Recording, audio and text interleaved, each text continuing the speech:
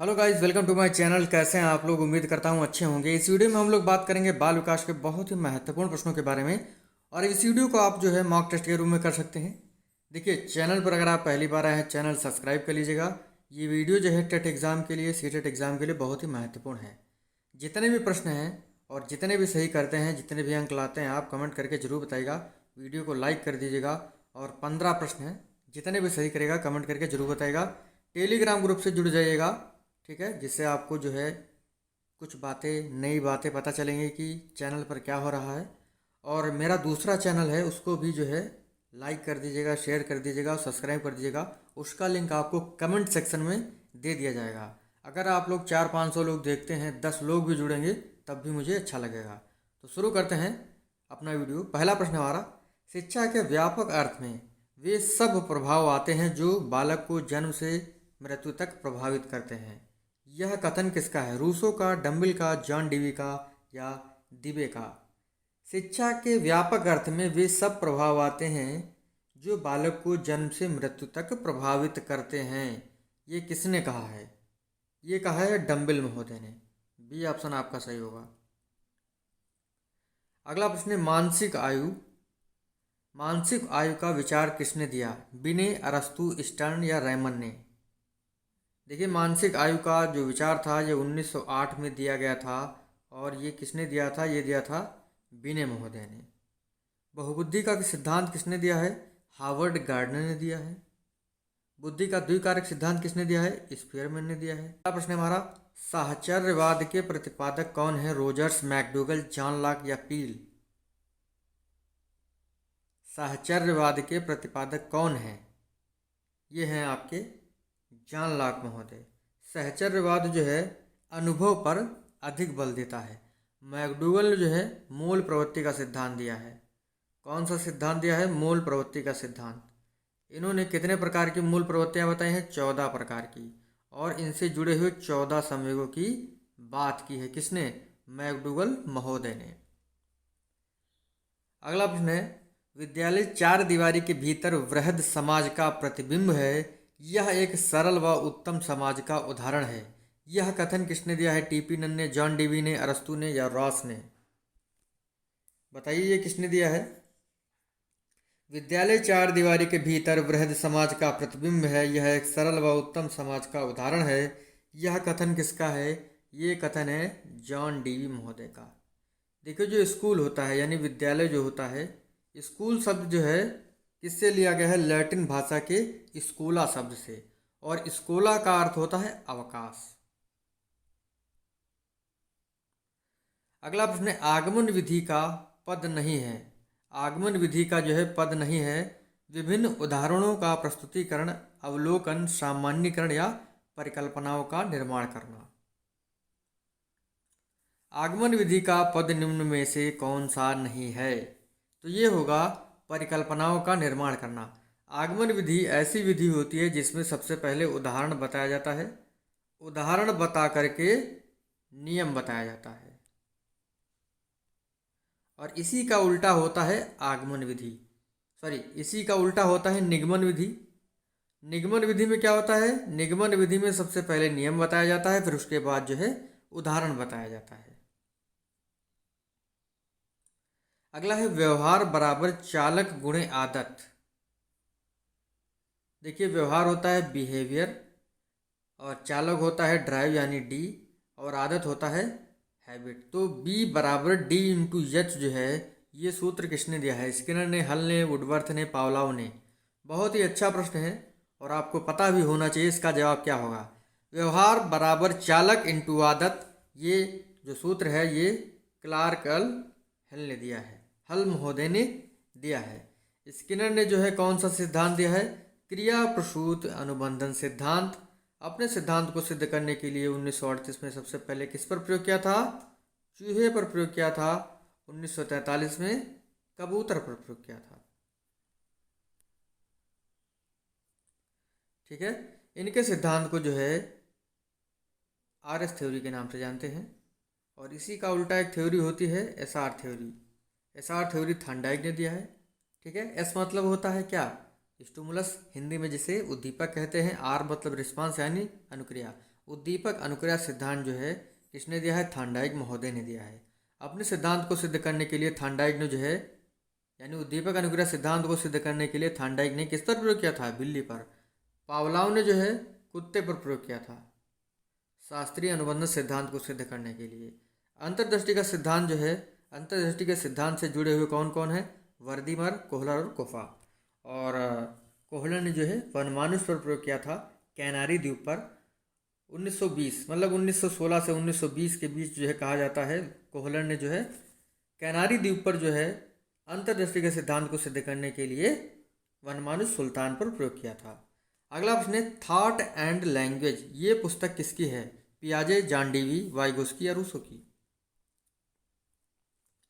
Thought and language, विचार और भाषा, या कह सकते हैं चिंतन और भाषा, किसकी पुस्तक है? यह है वाइगोस्की महोदय की। वाइगोस्की कहाँ के निवासी थे? रसिया के निवासी थे। इन्होंने जेडपीडी की अवधारणा दी है, जोन ऑफ प्रॉक्सिमल डेवलपमेंट। इस चीज़ को आप लोग ध्यान रखिएगा, समीपस्थ विकास मंडल, इसको हिंदी में कहते हैं जेडपीडी, का पूरा नाम होता है जोन ऑफ प्रॉक्सिमल डेवलपमेंट। ये अवधारणा जो है किसने दी है? वाइगोस्की महोदय ने दी है।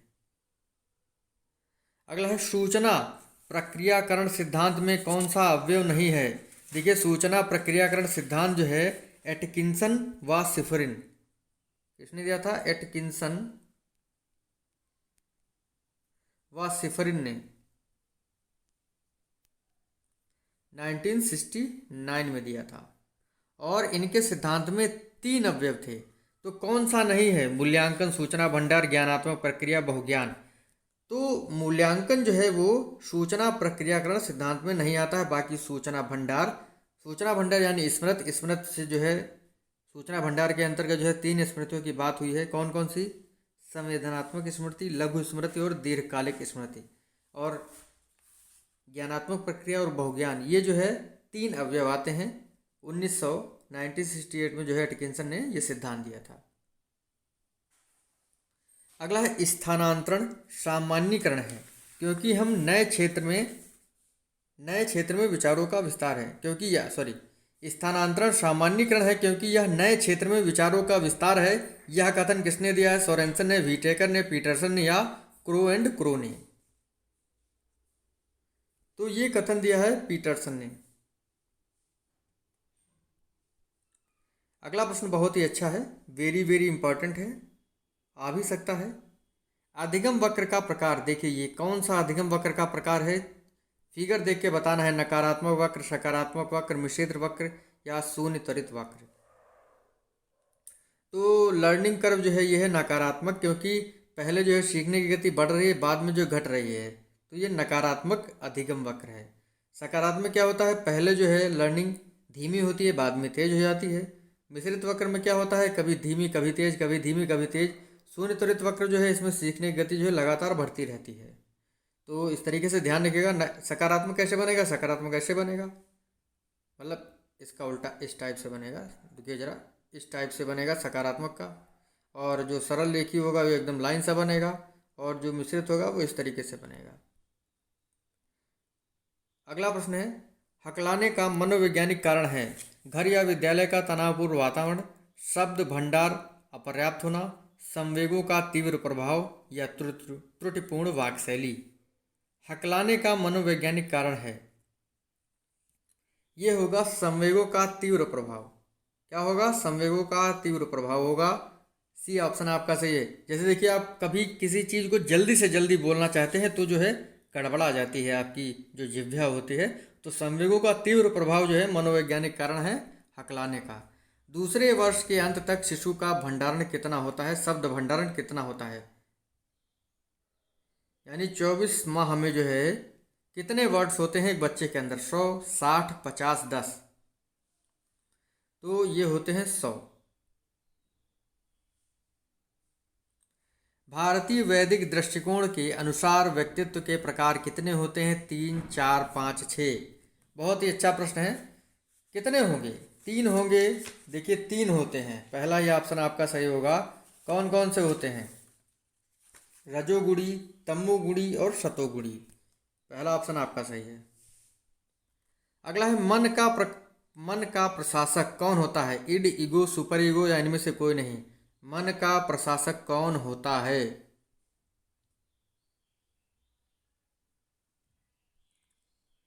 तो ये होता है आपका ईगो। बी ऑप्शन आपका सही है। अगला है टीएटी परीक्षण में कितने कार्ड होते हैं? 10, 20, 30 या 40? टीएटी का पूरा नाम है thematic apperception test. Thematic apperception test. और इसमें जो है कुल कार्ड 30 होते हैं।